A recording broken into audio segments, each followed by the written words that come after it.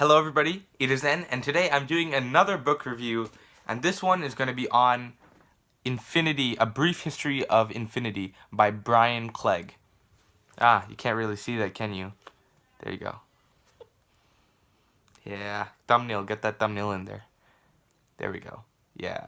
Okay, so, what this book is about. As you know from the title, it's Infinity, The Quest to the Unthinkable. It's a relatively short history of what infinity has meant and how it's evolved throughout the ages. So the book starts off talking about what it means to the author himself, which I think is a very personal thing to put in, and that's one of the parts I enjoyed. So what are all the puzzles that are currently in the world about this? What are people thinking about currently? And stuff like that, which kind of brought me in right away. And I enjoyed that part. That was a really good part. That was very interesting.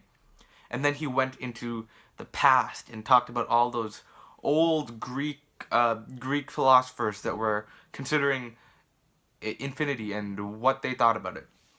It wasn't even simply infinity, because infinity itself, as much as it's a huge topic, it's not gonna be it's not on its own gonna be able to fill this entire book. It's a concept that we know right now, and its history is kind of set fairly well in stone. So to just put in what infinity meant to the world at that point in time, it would maybe constitute 80 to 100 pages. So that's not enough to fill a book, personally, even at the a brief pace that he's going in here.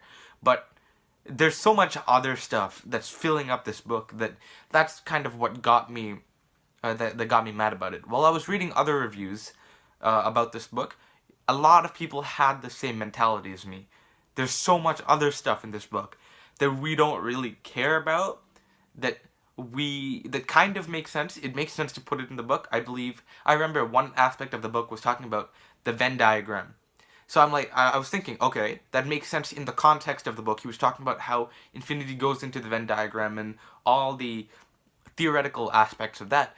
But as soon as he mentioned the Venn diagram, he went into the life of the dude who made the Venn diagram, who kind of popularized it.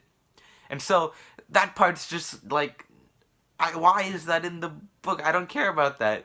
I want to know about infinity. I don't care about the Venn diagram. That's different. So it's so cluttered up with so much stuff that I don't really care about, that I'm not too much a fan of this book. It was good. I learned a lot, definitely. But personally, there's too much stuff that I don't care about in this book. It was so cluttered up with all this other stuff, but it did have some of the stuff that he talked about was very interesting. He talked about Newton's life and things like that kind of that were very interesting in terms of content. So it was somewhat of a plot, like what the people were like who kind of made infinity together. He talked about all of the prestigious areas of all the universities and what levels you could go to, of what achievements these people have gotten, and blah blah blah, which was actually somewhat interesting, surprisingly, because I didn't know any of that. But to take so much of that stuff that doesn't matter and stick it together, I'm not a fan of that. That's no good, because it's boring. I don't like that.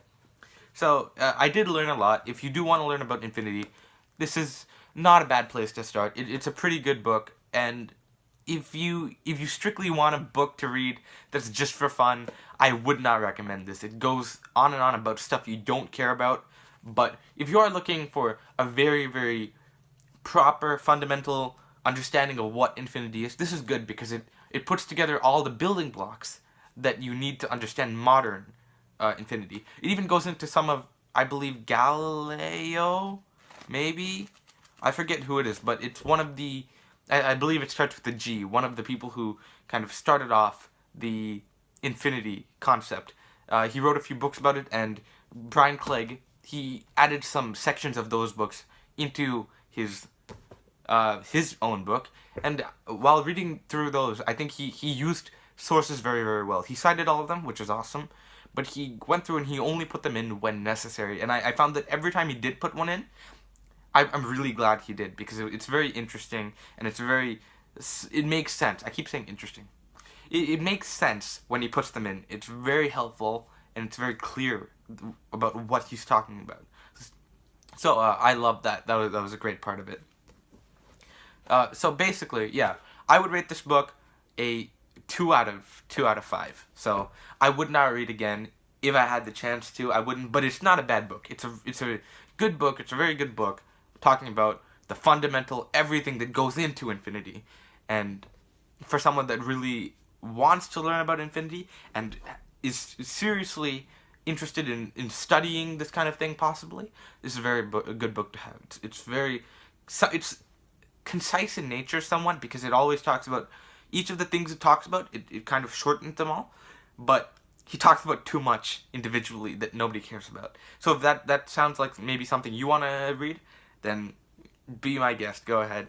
But for the average reader that just wants to learn about Infinity, this is too much that nobody cares about. So 2 out of 5 seems okay to me. It's a good book, but kind of boring going through it. So thank you guys for watching. If you like this video, please leave a thumbs up. And if you have any opinions on this book that I didn't address, or if you have any questions that you want to ask me about this book, let me know in the comments down below, because I reply to all the comments. If you want to see my next book review, click the subscribe button down below. I tend to upload on Sundays, I believe. Sundays usually. And usually on Sundays. So if you want to see the next book review, click the subscribe button. And I'll see you guys in the next video. Goodbye.